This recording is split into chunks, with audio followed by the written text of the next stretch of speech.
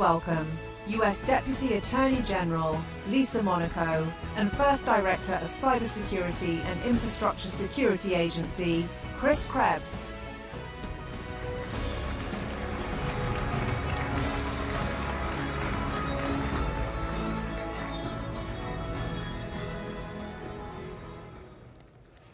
All right, well, good afternoon, everyone. Afternoon. Madam Deputy Attorney General. How about Lisa? How about we do Lisa, okay, thanks for joining me up here today. I think we are the last window here in the afternoon, the opening day of RSA conference, so this is going to be fun, and we get to spice it up a little bit, maybe. Yep. We know we're standing between you and the reception, so. So you have a storied history and career here in cybersecurity and technology, former Homeland Security Advisor to the President, counterterrorism, national security roles within the Department of Justice. You led data security and privacy practice at a big law firm, and now you're the DAG. But enough about you. It's a good acronym, the DAG. It is a good one. But enough about you. Let's talk about me for a minute. So, as director of CISA from the 2017 to 2020 period, it feels like I presided over an escalation in the threat landscape. We saw ransomware take off, and in part due to the availability of cryptocurrencies, and then, of course, Russia being a safe haven. And one of my frustrations at the time, the things I was concerned about was, were we being proactive and disruptive enough? And then lo and behold, just like it seems every first year of a new administration, the threat landscape spikes. In 2017, we had WannaCry and NotPetya and Bad Rabbit, and then you had Hafnium and the summer with JBS and Colonial. But it seems that there's been an intentional shift in the philosophy and the approach from the Department of Justice and the administration writ large. And can you tell us a little bit, am I seeing things right, and what is it with this evolution of approach by the department? Well, you are right, and you are seeing it right, and thanks for noticing, because we did take a very intentional approach to shift our orientation. And you know, when I left my role as Homeland Security and Counterterrorism Advisor to President Obama, I was spending more and more time during the President's Daily Brief, that morning briefing, every morning meeting with the President, with the National Security Advisor, with the DNI. I started that job focusing on terrorism threats, ended that job spending the majority of my time in the Oval Office with him focusing on cyber threats. But I was focused in particular on nation-state actors, Russia, China, Iran, North Korea. So I come back in this current job, and for sure, those nation-state actors are still causing trouble all around the globe, using cyber as a tool of geopolitical one-upsmanship. But what I see is something also different, which is joining forces with criminal groups, criminal actors, and a lot of whom are featuring in the attacks that you just mentioned. And so we took a hard look in the Justice Department and said, how can we maximize our tools and what we can bring to this fight from a Justice Department perspective? We did a whole comprehensive cyber review, and a few things came out of that. One was we needed to change our orientation. We needed to pivot to disruption and prevention and make that our focus. And then the other issue was we needed to put victims at the center of our approach. And you saw us do that with the Colonial Pipeline response. We used very old and familiar tools like a forfeiture warrant, legal authorities, to go after, follow that money through the blockchain, and seize it back and give it back to the victim. But we only could do that because Colonial came forward. And time again, we are able to take that disruptive action, take that preventive action, because the victims work with us. And so the direction we've given to our prosecutors and investigators is you got to have a bias towards action to disrupt and prevent, to minimize that harm if it's ongoing, to disrupt it, and take that action to prevent the next victim. And doing so will not always yield to prosecution. And it's tough for a prosecutor to say, that's fine, right? We're not measuring our success only with courtroom action or courtroom victories. This is about preventing and disrupting and putting the victims at the center. So let's drill down into this strategy a little bit. Two specific cases that I've found quite interesting. In 2021, we had the Hafnium operation, which was Chinese operatives, threat actors exploiting a Microsoft Exchange vulnerability, followed in the next year by the disruption of the Cyclops Blink botnet. All based on an update to the Federal Rules of Civil Procedure that allowed you to go get a court order to access a victim's machine and remove malware. So novel application of a new authority that frankly in 2016-17, there were some concerns about the privacy risks here. So talk to me a little bit about how you see this new approach and where does DOJ then fit into the proactive defense and enhancement of the nation's cybersecurity?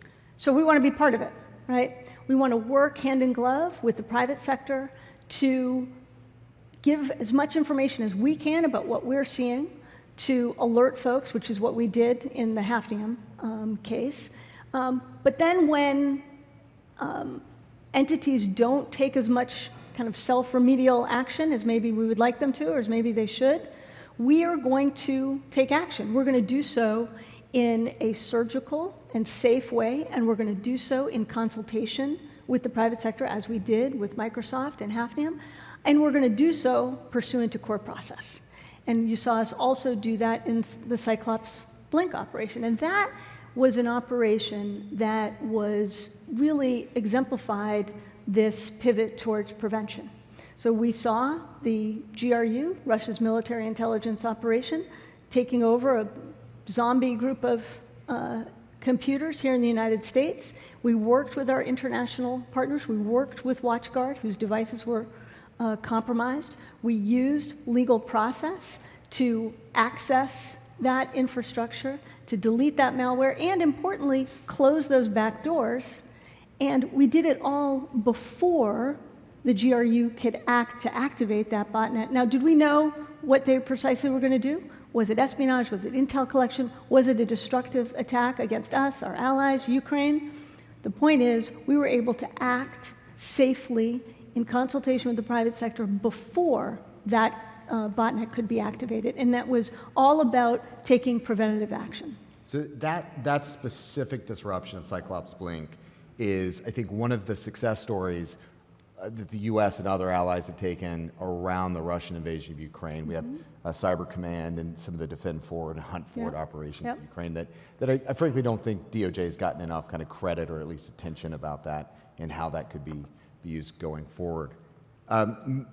Shifting gears a little bit here. So former National Security or National Cyber Director Chris Inglis was always keen to talk about cybersecurity as a team sport. Jen Easterly, of course, as the director, talks about it the same way. This is a community of private sector defenders, academics, researchers, government defenders. It's a big tent. This is really the full cross-section and spectrum of the cybersecurity community. At CISA, our authorities were primarily of the partnership nature. I mean, really, the essence of CISA distills down to public-private partnerships and working together with industry. DOJ, the FBI, obviously have a different set of authorities organically and originally, and yet partnerships are part of your secret sauce as well. With InfraGard, the FBI CISO Academy, all these things. How do you think about the partnership aspect of the mission set and how that ties into what DOJ sees as success in the cybersecurity mission? So, two things here. One is absolutely partnership has always been critical, but it has to be more than just kind of passive, kind of outreach entities. We got to be willing to really put our tools on the table to kind of let folks into the tent, help them see what we're seeing, and then work together to take that action, right? So a true partnership means you are working hand in glove, not let me kind of meet with you, once or twice a year and promise some more products, right? So what you've seen us do is really try and walk the walk, right? So I mentioned the Colonial Pipeline attack, and what we did there was, and frankly, Colonial made a really brave decision to come forward to work with us. Kaseya also, similar situation. They made a tough decision in probably their darkest hour to come forward to work with us. And the pitch I make is do that because, frankly, it's good for business, and you see that in the return of the ransomware payment. And I think it's good for America because you are helping us prevent that next attack. And what we've tried to do is operationally work as much as possible with the victims to say, we are in this together, right? Should not be an adversarial thing. We're in this together. That's why you saw us in the Hive operation. Right. Literally, no arrests made there, which, that might have been, in days gone by, that might have been heresy. We're going to do this operation, but there's not going to be a prosecution at the end of the day. But what we did there was use our legal authorities, get into that network, top 5 ransomware network, right? And patiently laid in wait in a 21st century cyber stakeout, really, watched what was going on, swiped those decryptor keys and gave them to the victims, preventing, I think, over $130 million in ransomware payments that didn't get made because those systems didn't get locked up. And doing more and more of that is what we're all about, because we have to send the message that we cannot get after this threat if we are not working together. So I feel the compulsion right now to make a public service announcement, even though I'm not in the public sector anymore. Please, for the love of God, do not bake in the assumption into your playbook for a ransomware event that the FBI and the DOJ are going to claw back your ransom payment. That should not be part of your playbook. Yeah. All right, I'm going to test you a little bit here. Okay. Because you're really stressing the need to work together, the partnership model. And yet here we are in San Francisco, the home of the prosecution of former Uber Chief Security Officer Joe Sullivan. There's a lot of agitation, I think. There's a lot of concern in the cybersecurity community that perhaps you've broken the trust, that we've undermined the trust between the FBI and the department with the cybersecurity community. Are you worried that something's been lost here and that the next time a bug bounty payment comes in, maybe they're not going to call you? Well, first, thanks for raising it and allowing me to try and rebut a little bit of what I think is a misperception out there. So Joe Sullivan went to trial, as was his right, was convicted at trial of obstruction of an FTC proceeding and of misprison of a felony, which means basically seeing and being knowledgeable about a felony that is conducted by others. Those were intentional acts, as was proved at trial and as the jury found.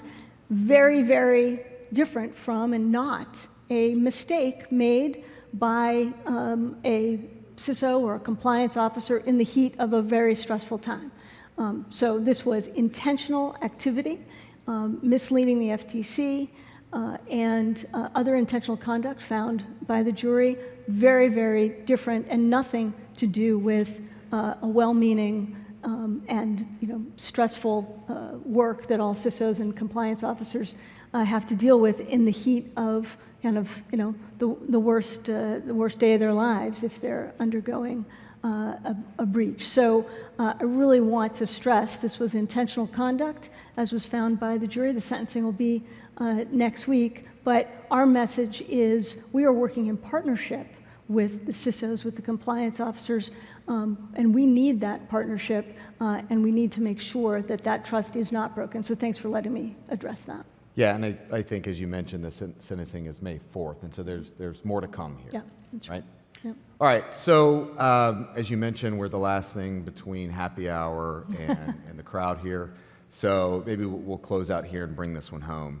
And this is more of a forward-looking question. So new emerging threats, a bunch of the opening keynotes mentioned ChatGPT and AI and other kind of over-the-horizon threats, if not already here. Yeah. So what should our audience be thinking about from a next-generation threat, cybersecurity risk and emerging technologies, and what is DOJ doing to counter those threats? So we are very, very focused on what the adversary, what nation states are doing to acquire, to use and abuse what we are calling disruptive technologies, meaning innovations that really will be the game changers and create the next generation of military intelligence and indeed national security advancement by those countries and those nation state adversaries. And what we're seeing is an increasing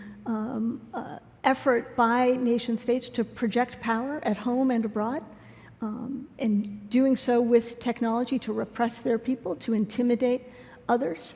We're seeing it in their foreign investment decisions, where they're no longer going after the bricks and mortar assets, but now the assets that they're going after are the data sets, the algorithms, the software, right? And we are seeing it in the efforts to evade our sanctions regimes, to violate export controls, to go after that disruptive technology so that they can add it to their competitive advantage. And so what we've done is we looked at that threat space and saw this as basically a threat vector crossing the information space, crossing the economic battle space, and the difference maker here is nation states going after that disruptive technology. So we brought our expertise together from across the Justice Department, paired it up with our colleagues at the Department of Commerce, working also with the Department of Homeland Security and others, to say, what can we do to get after this challenge? And so we launched in February the Disruptive Technology Strike Force. So this is bringing our enforcement tools along with the Department of Commerce's enforcement tools and their administrative and regulatory tools, and being very data-driven and intel-led. So we've got 14 now strike forces all around the country, one right here in San Francisco, which I've met with recently, and a cell back in Washington that is using all source intelligence to try and understand what is going to be that next, what's going to be the next target for those adversary actors. Well, my takeaway from that is that everyone here in this audience is part of the national security mission. Absolutely. We're seeing this collision of geopolitical threats and technology risks colliding probably at a pace faster than in any time, at least in my lifetime. And I think that's the main takeaway. Yep. So you walk out of here, you're part of something much larger. There's a public service mission here, there's a national security mission. So first, thanks to everybody for showing up tonight. This afternoon, rather, and hearing you talk. And I want to thank you for your time this afternoon. Thank you for having me. And thank you for your service. Thanks very much. Thank you.